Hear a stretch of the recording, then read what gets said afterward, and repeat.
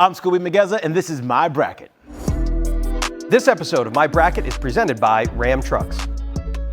This is no doubt the most fascinating year as it relates to the college football playoff. And starting at number 12 versus number 5, I think Oregon was in the best position when you consider getting a break during conference championship weekend and then welcoming in a James Madison team whose strength of schedule is 123rd in the country. I think James Madison flying 3,000 miles, playing on the west side. They never really played on that side of the country consistently, and you're going to see a different type of beast in Oregon.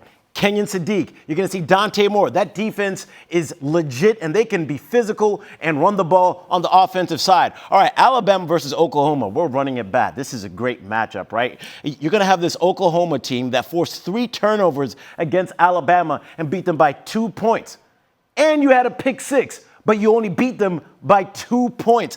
I think even though Alabama is on the road, they end up coming out with the win against Oklahoma. Now, I understand that Oklahoma has a great defense, and the defense is going to be what carries them. But when I look over to the offensive side for Oklahoma, that's where the problems are with John Mateer. He did a good job in taking care of the ball that first time that them and Alabama met. But now, with another opportunity, Alabama, that defense has improved. They showed us what they can do, and I think that they'll be able to get the win. Now, Tulane versus Ole Miss. The last time these two teams went head-to-head, it was 45-10. And I also think it's really cool how we have a number of different rematches over here. Don't let anybody tell you that the committee was trying to avoid rematches, because we got them. But Ole Miss dominated in that football game. Trinidad Chambliss rushed for over 100 yards. And Ole Miss looked like the better team completely, like a JV versus varsity football team. No disrespect to Tulane. You've had a great season, but Ole Miss is a better football team. Even without Lane Kiffin,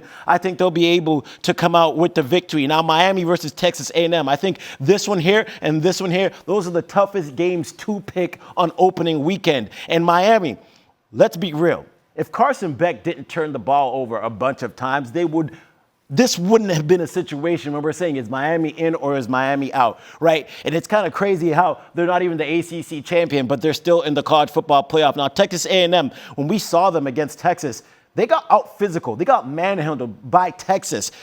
Marcel Reed had 2 interceptions in that game.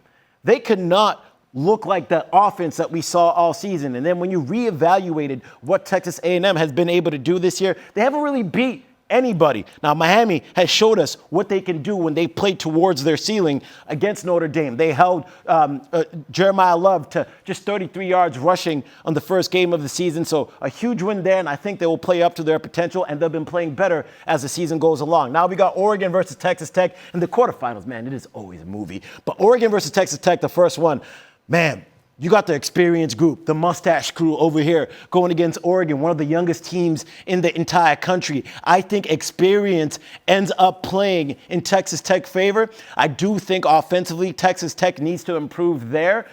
That's where the question mark is for this team. If Texas Tech turns the ball over and doesn't force turnovers, this can become an issue. Oregon's path to winning this game, just run the ball, take care of it, and push things the way that you want. Alabama versus Indiana. Indiana has shown that they can beat you in multiple ways. They can beat you running, passing, without some of their star players. Just like when they had Elijah Surratt out against Penn State and Fernando Mendoza led them down the field. Alabama has not been able to rush the ball. You at home had more rushing yards than Alabama did against Georgia. Ole Miss versus Georgia.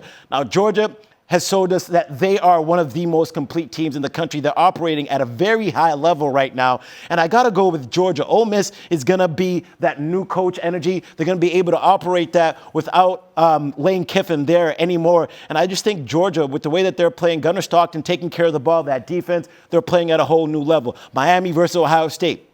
Ohio State only lost by 3 points against Indiana, and I still think that they are the most complete team. Julian Saying saw more pressure than he typically sees against Indiana, but I think this Ohio State team can still play at a very high level, and we should not have recency bias against what they did. Texas Tech, Indiana, I'm going to go with Indiana, right? They've shown us already what they can do when you talk about a team that operates at a high level with their offense and their defense.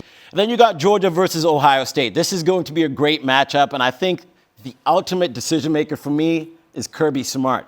Now, I know Ohio State has been the number 1 team in the country the majority of the season, but I saw that chip in their armor against Indiana. What was that, Chip? Getting after the quarterback. Georgia blitzed Ty Simpson 58% of his dropbacks in the SEC championship, and he did not look like the quarterback that we have seen all season, who was the Heisman contender. So I believe in Kirby Smart to be able to come up with different variations, blitzes, something on that defensive side of the ball, and have these boys ready to roll against an Ohio State team that has a young quarterback. And I just think this Georgia team is experienced in this place the same way Ohio State is, but Ohio State did send 14 guys towards the draft. Indiana versus Georgia for the national championship.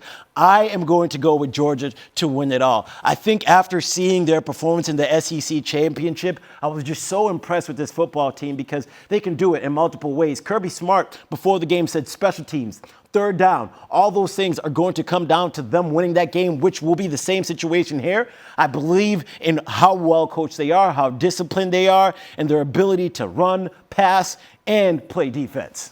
Don't forget to make your bracket picks at ESPN.com/CFP Challenge. Thank you for watching My Bracket presented by Ram Trucks.